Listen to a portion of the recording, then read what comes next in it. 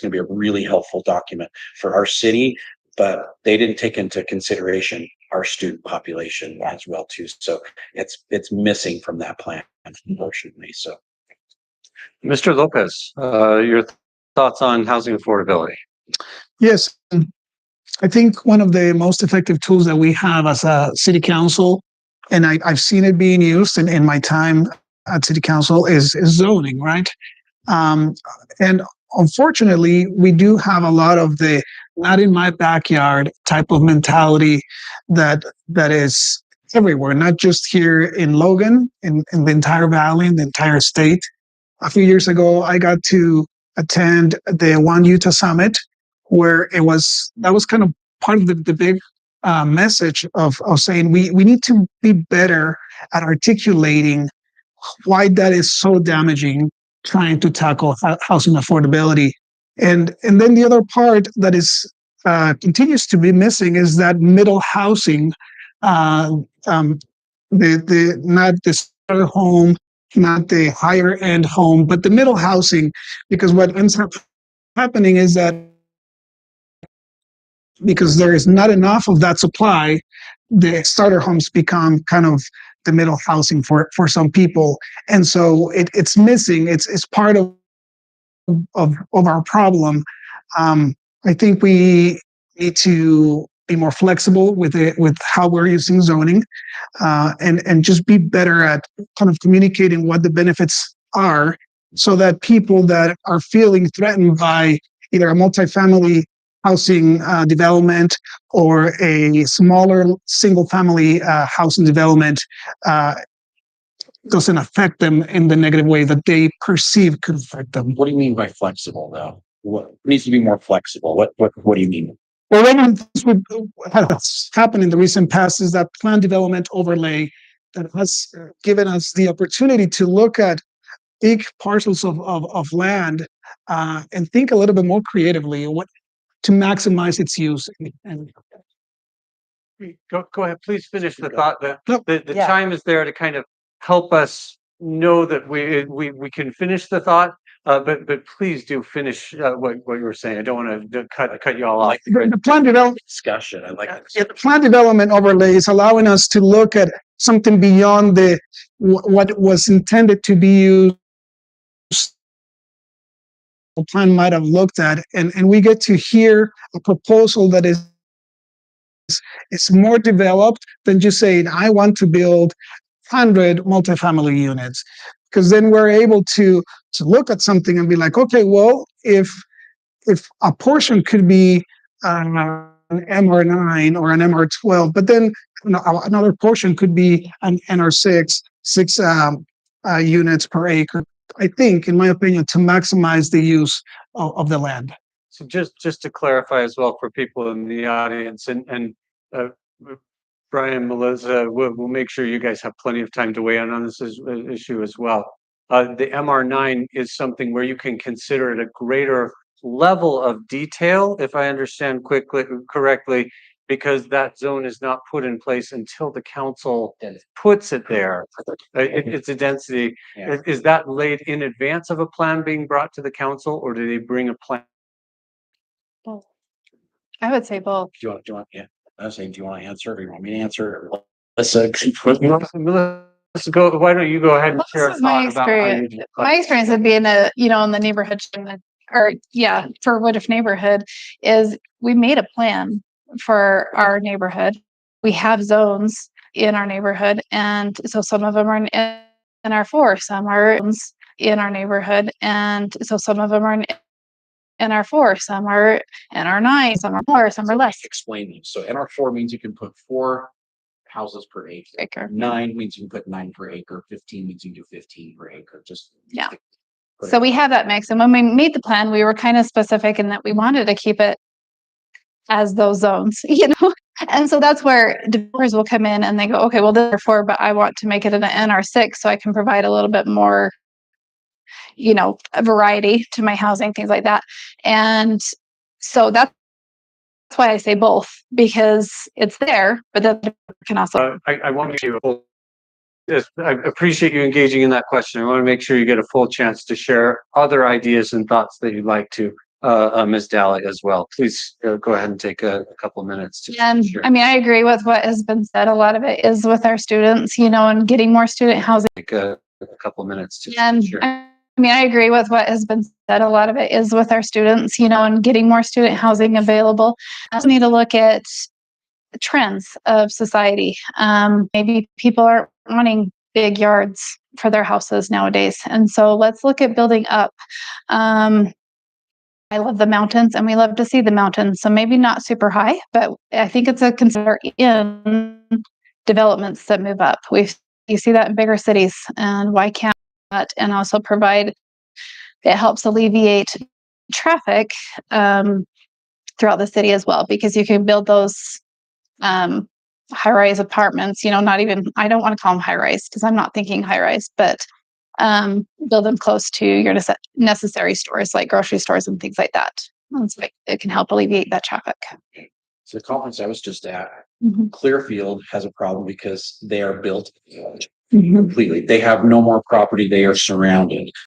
Where do you grow? You have to go up. You have to go up, but they have a lot of homes that were built 50s, so the properties are small to begin with. So they've got a real problem because of the makeup of the city, just the way it was built. Yeah. You know, so going up, you know, as a city, we've got to plan ahead and say, where do we want to go up? Where do we foresee is the best location so that we're not throwing big high rises in single family home areas? I mean, that's the whole purpose of zoning, but you know, we've got to have a vision of what's going to work for our city and for our citizens that we can put in place. And hopefully our master plan that's coming forward is going to help us with that. Yeah, exactly. Great insights. Mr. Seamons, thank you for your patience. We all will take turns at going earlier and later in these discussions through the course of the evening, but please, your thoughts on housing affordability. So that's to be my area of expertise. That's all I do. And the first thing that we can do as a city is work on the structural issues that we have in housing. 8 years ago, I wanted to build some townhomes, which I think is probably the direction that most people want to go. It's not too high, it's denser, and you can put them in certain places. My experience with students is that they want to be in townhomes. They don't want to be in, say, like Millennial Towers. It's just not them. The freshmen go there. I actually say that they're my number one advertising. They go live in the dorms, or they go live in Millennial, they go live in Factory, and then they come to us because they don't want to live in a zoo. They'll go party at the zoo, and then they want to come and have a family stop. Right. That's the way it is. It's just that, but it took me 3 months to permit a project in 2018. It's taken me over 3 years for the same thing now. It is unbelievably onerous to get through the city right now. And you got to pay an architect, and you got to pay your engineers, and then you got like 6 different engineers. We're not going to tackle this issue unless someone in the city wants to figure out how to accelerate that. Now, they have a really cool program in there. They put it through this program. They got 2 weeks to give you their list of all the things you got to do. And the list is like this long. And you go through and work on it, but there is no turnaround on that. And then they don't have any intercommunication on that. And then the other point I want to make, so we need to work on that. And that's primarily what we can zone it to death, and it's just not going to work unless we work on how we administer these permits. Here's the other thing. We just dedicated 600 feet of water line to the city. If you give me an opportunity to choose an oil well, I'm taking the water line every time. The oil falls from the sky, goes into the DeWitt. Oil falls from the sky, goes into the DeWitt, and they'll never have to service that for years. But guess what? Impact fees double in 8 years on a water line that they'll never touch again. The plastic's that thick. It doesn't go anywhere. Like any of you call me, I'll show it to you. They never touch that. It is not managed well. I could tell you why we're having to put in a $70 million water tank. It's because of mistakes in the past. Those issues need to be tackled. Now, here's a structural problem. Housing and everybody's building apartments. Why would they build houses when they can build apartments on the same land and there is zero chance that the homeowners association is going to come together and sue them for maybe putting in 10 years ago it was bad Chinese drawings, sell them to you, and they turn it into rentals and with debtor nation to big landlords. So we need to address that, number one. I'm going to tell you another horror story and then I'll shut up. Who would not agree that Fourth North is all students? I proposed student housing on Fourth North and it came crashing down like a nightmare. Not big housing, not messy housing, townhomes. I proposed townhomes on Fourth North and it got kaput like I had proposed. I don't even know what you compared. Bringing Vladimir Putin to be mayor in Logan. It was so bad. Like, I was like, where else are you going to put students other than Fourth? And what family wants to live on Fourth? That is the backwards thinking that needs to change if we're ever going to tackle this. So how do we accelerate that process that takes so long? I was chatting with Brian about he was sharing this because the builder, he knows and deals with this. Look, I got to tell you, and I love talking to, like, everybody agrees that we got to fix this. And everybody's like, hey, let's put our heads anyway. Oh, and I was like, maybe there are things like this in place already, but expedite to maximize, to be expedient with the administration of support productivity, right? And a workplace. I got to tell you, and not each neighborhood has a plan that is developed with the neighbors on, and it looks at zoning and looks at projects and goals. And so all of these neighborhoods have plans. If you didn't know that, your neighborhood has plans. Look it up on this. It's on the website. Next step will be with our Logan general plan. Is a longer game plan, but does have housing and growth and a lot of these. We've got to link those things together to make sure that their visions and desires that the city overall is thinking ambitiously about in terms of density and addressing issues, but if they are not aligning and taking into consideration our neighborhood plan. So I think that's something that thinking forward and not reactive. And I think that's a huge thing that we can work on. Mr. Lopez and Ms. Dahle, I want to give each of you just a sec, if you have maybe a 30-second reaction to any of the conversation so far, just to kind of give you one more shot at this, and then maybe step back, step onto our next item. Step onto our next item.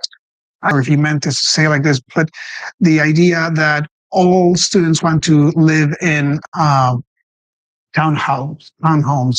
I think a lot of them probably do want to live in townhomes, but I think most importantly, we want to provide a diversity of housing for them, not just a kind of housing, something that is using the land well, maximizing its use, choice for something, whether that's apartments or townhomes or something else, whatever that may be.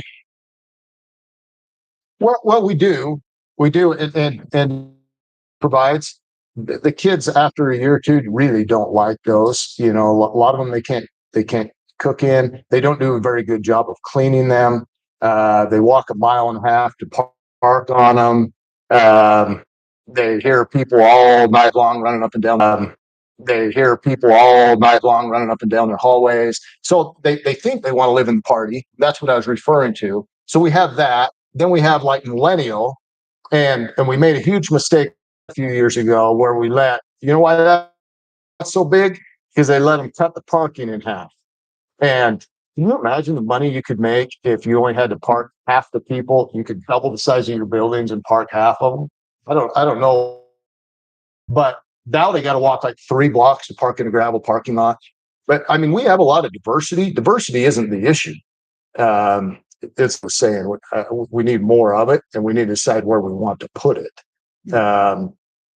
You know, we could go higher, but you know what? That's so unbelievably expensive. Like you look at the Nelson brothers, they just went bankrupt on 800 North or 800 Block in the factory, just because it's unbelievably expensive. But the danger you have is when you rezone. Here's the danger.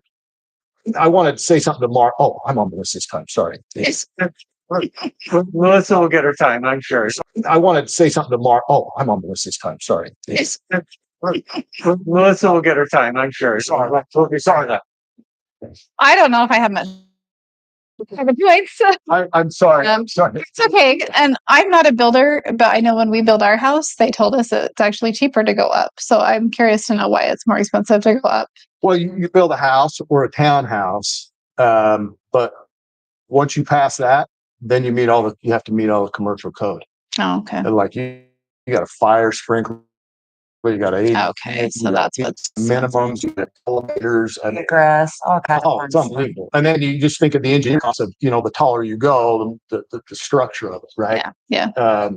Townhomes and houses fit in this sweet little square. If we go back to that process, because I like what Brian says, like, I think as a city, we've got to give people real patience. You go in for a building permit and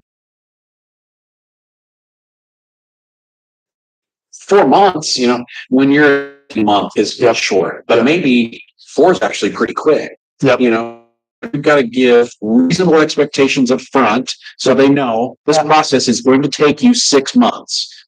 But our goal as a city should be to do it in 4. So it gets done 2 months early. So then everybody's excited about it. What you guys have done, I don't know whose ideas it was, but you've done a great job on this. Like we always to put the idea of, you know, I don't know if you call it spot zone, but we need spot zoning. If someone has a cool idea, thing is the cards are stacked against us in planning commission. Like if you could get right in front of council that quick, but like you go through planning commission and then there's like 5 of them and you're not allowed to talk to them. That's the craziest thing. You can't talk to planning commission. And so the city, if like someone in the city doesn't like the idea that you've got, they're allowed to talk to planning commission. Then they get them all against the idea and there goes the project and you never even got in front of council. So that's one thing that I always think about is efficiency can happen for Logan City with permitting. But what we can do is find the cities, whether they're in Utah or wherever, who are doing a really good job at it and replicate what they do. You don't have to invent all the planning code. Like people are ahead of the game, but you just need to look out and see where they're doing it. Benchmarks that we can look at and say, okay, Clearfield City is awesome. Right. How do we match that? And then we go, okay, South Jordan, they're amazing at this. We need to learn from that. And there's like that structure is in place. If we utilize the Utah League of Cities and Towns, that is built for that. Right. So we can go to those cities and we can partner with them and we can say, hey, we need some help. You guys are awesome at this, but we don't have a better system in place where we can say, partner with them and we can say, hey, we need some help. You guys are awesome at this, but we don't have a better system in place where we can say, okay, Logan's number 1 at this. Yeah. And everybody complains about it, but they don't realize Logan's the best at this, at what they do. Maybe that's light and power. Maybe it's something, but nobody realizes that they're the best in the state at it. But we have expectations that are much. I think this is on you, Mark. Like it's all on you. Like if you win, I mean, it's on you. Like, and you work with the administrator and you're like, guys, but like if you got a complaint, you're not going to go complain about Larry because you're like, you got to work with Larry. This all comes to like basic employee incentivization. Don't have a benchmark to go for. How do you know what your goal? So we're blaming affordable housing on Mark from now on. It's on you, Mark. No. There you go. I'll take the blame. I take the blame on everything else anyway. So I'm just used to it. One common thread I noticed across all of your answers is that each of you on the stage indicated that growth is inevitable. That the consequence is inevitable. That the consequence of failing to build additional housing is housing costs and attainability becoming more difficult over time. Assuming that we have more housing and more people, and that actually seems like a safe assumption, the communities in this country that don't grow contracting have a set of problems entirely different and in some ways more severe than the problems associated with growth. Then that sets a whole other set of issues in front of us to tackle in terms of having sufficient water.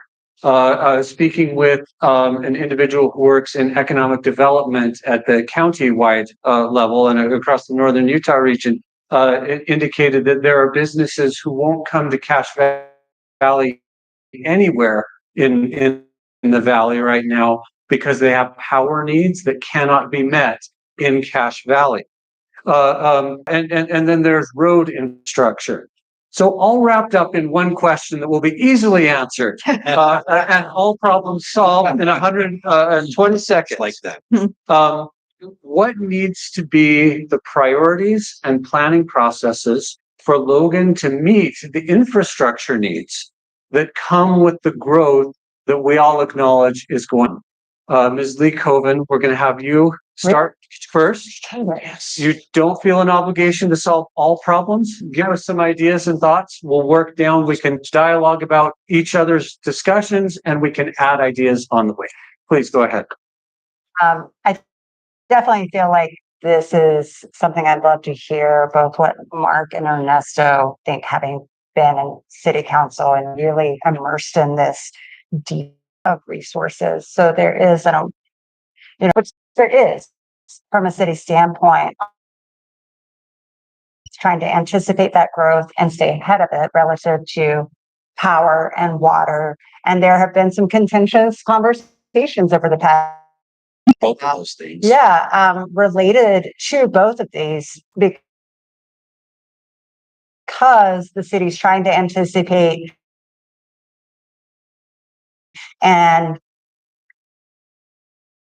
be ahead of it, so we don't have a crazy. And I was shocked that was right in our backyard, and I mean that in that, gosh, those neighbors that are not part of Logan, they're right there.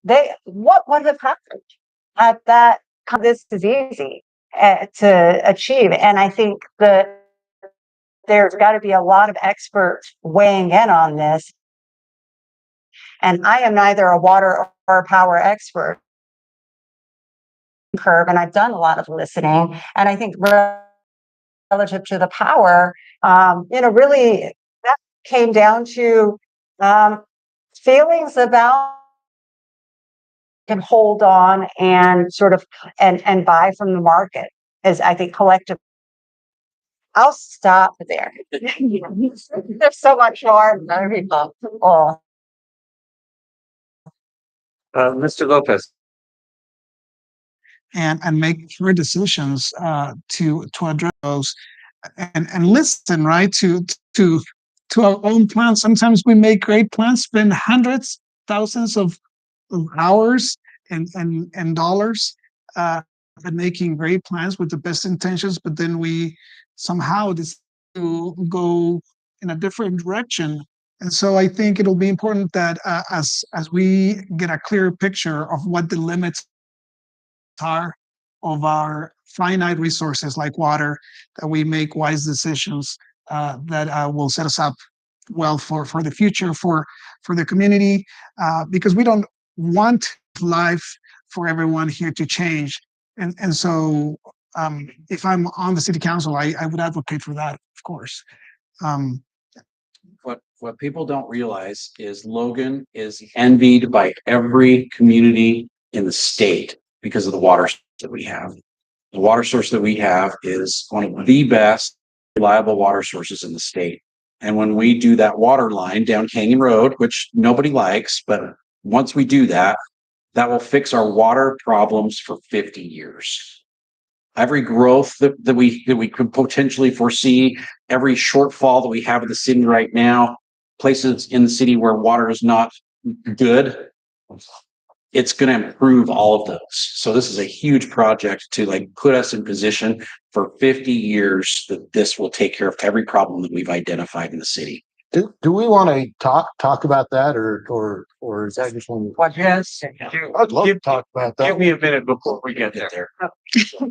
On Canyon Road water line specifically, I think is what you're. Is that what you're referring to? Yeah. And yeah. our wastewater treatment facility, state of the art. But I would agree with one of I the would- other cities. Yeah, I they think, want that. by the They way. want that too. In Yeah. addition to Logan City is positioned very, very. I gotta tell you, whoever it was in the past, we need to go to their grave and put flowers that tied up all the water for Logan.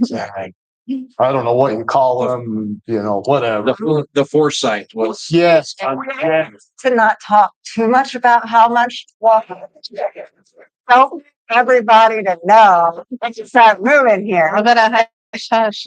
For reasons, but not because you know about the water. Ms. Dahle, please, thoughts on this, staying ahead of the curve on infrastructure. I think it's something I definitely don't know a lot about, except for that I love to listen to the experts. I don't think it's something that a city council that we know and can control.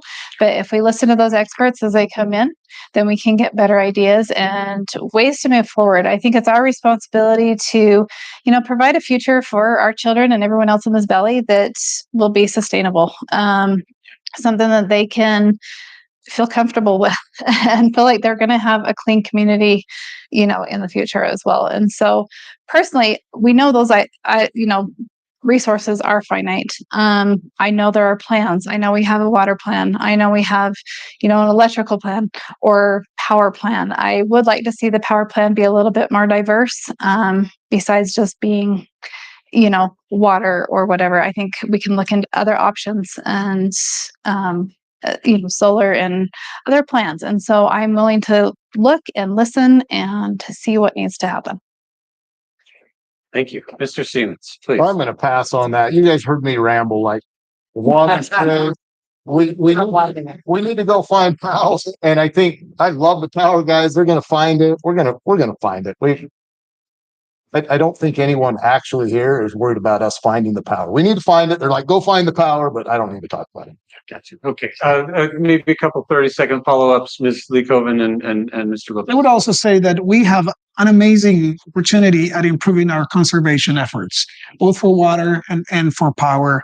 And I would hope that as we have a better understanding of how impactful we can be as consumers and following some conservation guidelines that we can all agree on that are in the best interest of our community. A couple of things that I'll just throw out for anyone to respond to and just kind of a short, pithy response.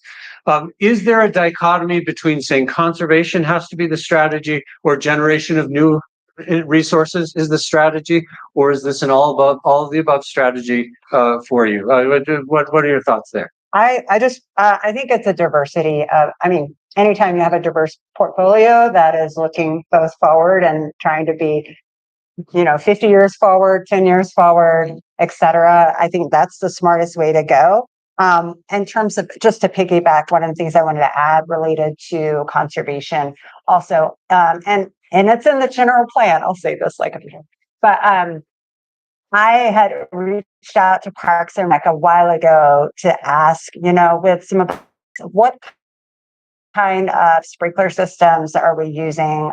If I see sprinklers going when it's raining, and it doesn't rain all that often here. I'm kind of bugged by that. And like, Once there's it's- good technology, and I know they've been trying to work on and changing those out. But I ask those questions because improving some of that sort of infrastructure, that sensing things to mitigate and minimize watering when we can, as well as in our parks, thinking about, if you've got 20 acres, are there sections of that park around trees or around, I don't know where it is, but that could be low water or zero scaped, where we can pull out some areas and pull out some sprinklers. And, if Logan could say, hey, can we set a goal of X%?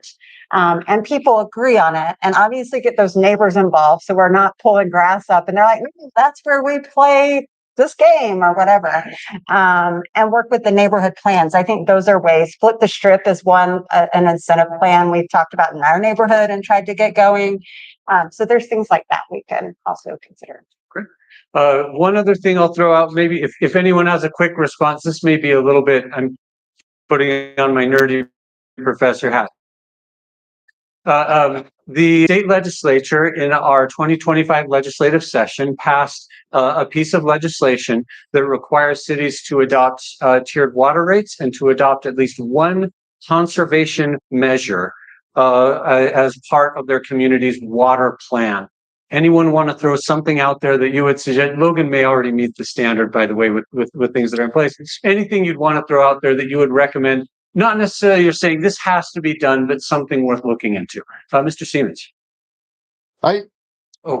Tiered water rate, just for thank you for that clarification. It means that the more you use, the higher the rate per gallon you pay. So if you only use 8,000 gallons per month at your house, then you might pay $3 per gallon per 1,000 gallons. If you kick it up to using 20,000 gallons per month at your residence, that next 12,000 gallons costs you $5 per 10,000 gallons instead of $3, so that the water is priced to incentivize conservation. Thank you for that clarification. I should have let you guys answer that. Could I introduce the rebel in me and tweak that just a little bit? So my favorite memory growing up was floating the upper canal out of Logan Canyon and through the golf course. And in the name of conservation, they piped that and shut it off. And now they want to do that to the Logan River, and they want to do it up near Herm's Inn. And Not Logan It's not River. part of the plan. Not it Logan is River. too. It's Jim not. Lob's fought it forever. No, We've it's been like, my whole neighborhood's freaking out. You guys want to pipe it up If there. you look at the plan, Brian, it's nothing about piping. They're not giving you the accurate information on that. There's not a single part of that plan because I'm on the water district. Do you know how many protests there are I know. for piping the Logan It's River? because of misinformation. Yeah. Do you know Johnny Decker, how I've talked to Johnny. they quit piping the river? They're not piping the river. So Okay, we heard it. it's He's the mayor. It is We not just even heard on the table. So Piping the river is not, or these guys. I'm holding to it. It is not on the it table. is not on the table. However, Okay, good. in that plan, there is a concession for possibly getting secondary water for the entire western part of Logan. So if you go from 200 east all the way west, they would be able to pipe and pressurize secondary water for So- all of our citizens. So you're still piping in the. Yep. You said no piping, and then you said Not piping the river, they're diverting the water into the canal. Instead of having a water bill that's $150, $250, you pay $30 a month for your secondary water.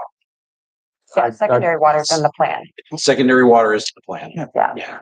The Highline Canal Company and get that for the rest of the city. What a boon that would be for our city, because this is untreated. This is secondary water. But you know, it could be used. but you know what irrigation. the problem with that is, secondary water that's unmetered. There's no conservation in that whatsoever. This would all be metered. This would be Metered. Pretty much all the secondary. But it's not too bad. No. It could be. It could be. Yeah, it could be, but we'd have a secondary water system metered so we could actually tell how much people are actually using, Yeah. and the price would be way more critical than irrigation water. Quick clarification for the audience, secondary water, well, in Utah, a lot of people are familiar with the term. It means the water is just coming out of the river, the spring, wherever else it's coming from. Saves a little bit of money because it is not, it doesn't have to go through purification, chlorination, any of the other kinds of things that make drinking, and you can use different conveyance systems because it doesn't be potable for drinking purposes. Please, Ms. Dahle. Just back to your original question. I think for me, the tiered system seems like a great way to go. I think people, should really be billed for what they use. And so I think that's a great natural way to control how much water people use. And I also think there can be incentive programs like Flip the Strip. However, I would like to see it done in the right way so that it's not just turning into. And I also think there can be incentive programs like Flip the Strip. However, I would like to see it done in the right way so that it's not just turning into weeds. Definitely. Yeah. So there's got to be some incentives as well to provide that, instead of having grass, you have something else, but it's not just going to be weeds. So. For the record, Go ahead. I gotta say, I strongly disagree with that secondary system. Just for the record, but in the interest of good dialogue, I won't continue to push it. We'll take up our conversation later. Yeah. I know where to find you. Thank you for doing that. Civil dialogue doesn't mean we don't disagree. Good. It means you do so civilly and respectfully, which you've done, and draw contrast so the voters have a good sense of what's happening. Thank you for taking a moment to convey that. My job is not to say one position or the other is correct. It's just to let you guys lay out what your positions are. Thank you. I promise we're getting on to almost 8:20, which means we're getting close to a briefly about how to get the public involved in this planning process and what each of you sees as the role of the public in planning for housing. We've seen in the instance of Canyon Road, a lot of interest from people being involved. But sometimes we have to help that. I've heard other people say that the timing is important for that involvement. So many of you have alluded to the importance of planning. How do you get folks to come and be involved? How do you get them? What is the right timing on which citizens should be involved? How do you encourage people to do that and to do it successful other ways that benefit the community? Oh goodness, Ernesto, we're only on our third fresh start. Okay, but Mr. Lopez, if you'd like to take a shot at that first. Yeah, I think regarding those soon, when there is not enough information that would be valuable for this to hear and would create some misinformation or opportunities for somebody to challenge something that is not even really there. I think that's hard. So that would be great. I would advocate that we have as many sessions, information sessions as possible that would help us guide our guiding documents that we're preparing for general plan, for neighborhood plans, for infrastructure plan. I think they serve as well. In the time that I've been in the city council, I always take them very seriously, the plans that we are basing our decisions on. And I think it goes into them, and I value them highly.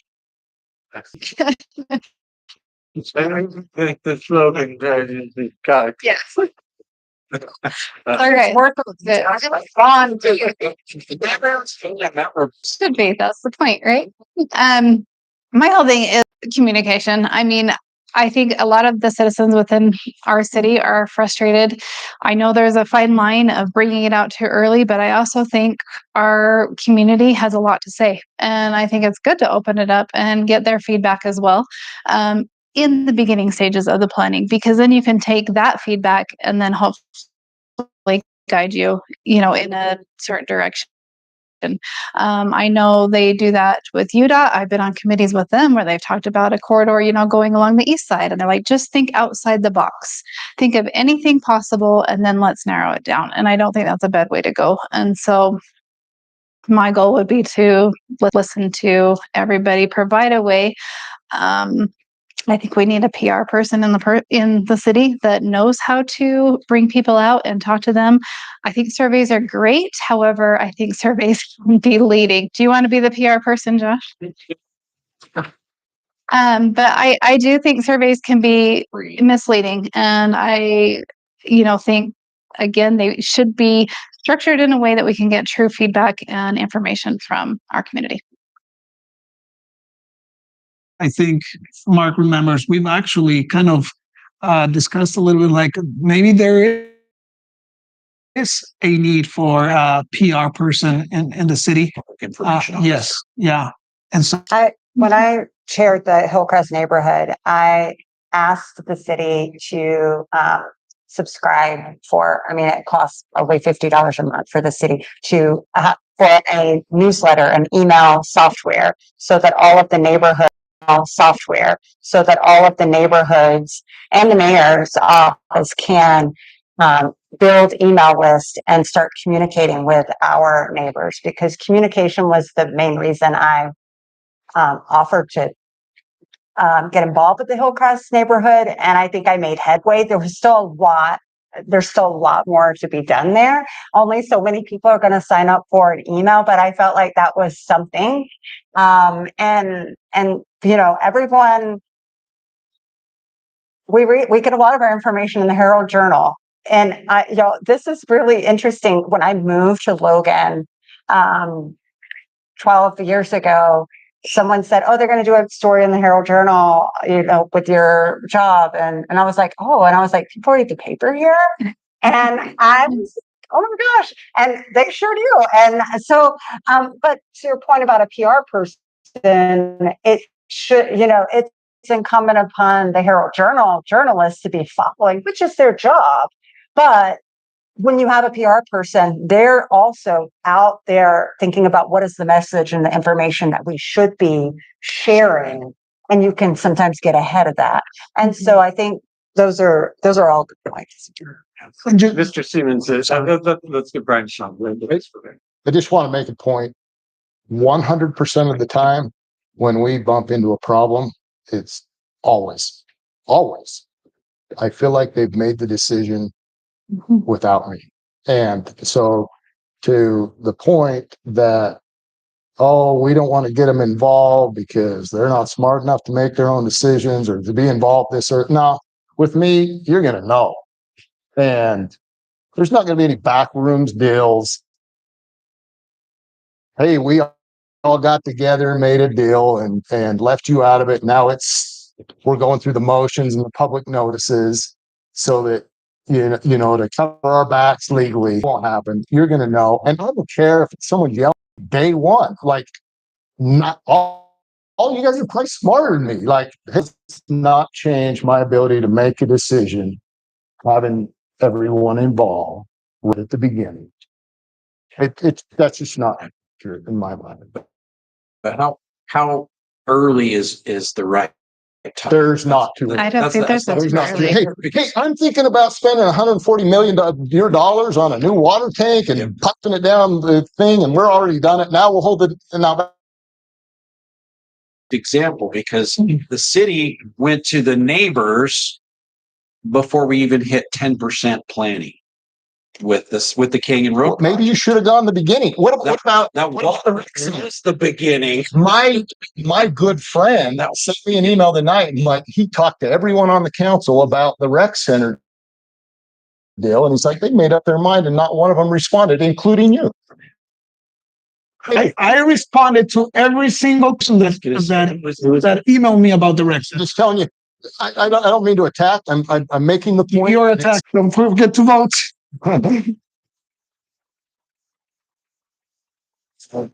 Today I was at a conference in Salt Lake and I talked to city managers and city employees there. And I talked to our city recorder, and across the state, there are a lot of cities and employees that are worried about their elections.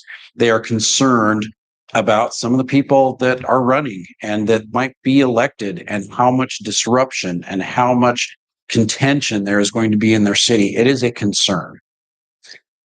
You look at these people up here, I would be honored and delighted to work with each and every one of them. They are outstanding people that deserve your vote. And I would highly recommend every single one of them. And I would be happy to work with them if I were to be elected mayor. I mean, I know every one of them really well. I just got to really know Katie a lot better. We have a lot in common. I thought that was really cool that we were able to go have breakfast together, and we got to find out that we really do have a lot in common. Brian, I've been bugging him to run for a while, so we might contend a little bit. I love Brian. He has got so much energy, and We have these kind of discussions at church. At church, yeah, it's like I love Brian, and he's got so much energy, and he will work really hard for you. Ernesto, I still say Ernesto is the best decision that the Logan City Council made since I've been on there for 6 years. Picking him to fill an empty spot. It was so important to get that voice and to get that perspective that we did not have. Thank you, Tom, because you were on there. You were on there as well, too. And Melissa, I've been able to work with her a little bit on Parks and Rec. I've been able to work with her the first time in a very contentious situation with a development in her neighborhood. And we talked, and I told her my perspective, and she told me her perspective. And I think we really worked together, and I think we came up with a really great solution that not everybody was happy with, but it was a really great resolution for two sides that didn't want to work together. And in this conference that I was at today, one of the things that was said that we are incapable as a country right now to compromise. We are incapable of compromise because each side has to be right. And the only way you come up with really good solutions is if you find that compromise, because that's where the best solutions come from. One side does not have all the answers. It is that compromise and working together to find the solution that works for the most people. We're not always going to get what we want. I talked to Mayor Daines the other day, and I said, even when you're mayor, you get what you want. You don't. My personal mantra is I want to find the best solution with the impact for the least amount of people, but with the greatest good that's going to last the longest. And those are the goals that I want to work on if I'm elected mayor, is to find those solutions and to find those compromises that are going to provide the least impact for the least amount of people, but provide the most good for our community for the longest amount of time. Get out there and vote and make your mark for mayor. Thanks for coming tonight. Hey, can I just say, to Mark, he kind of was the catalyst for this. You know, Yes, thank you. thank you.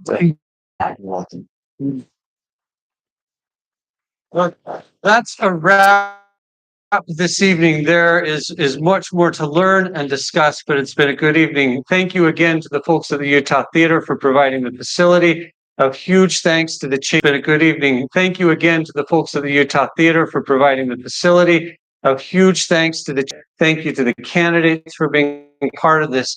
Now, work is yours. Thank you for being engaged. Thank you for being here tonight to be a part of important decisions in this community. And please vote on November 4th. Thanks, and have a great evening. Thank you. So did you. I mean, it was great.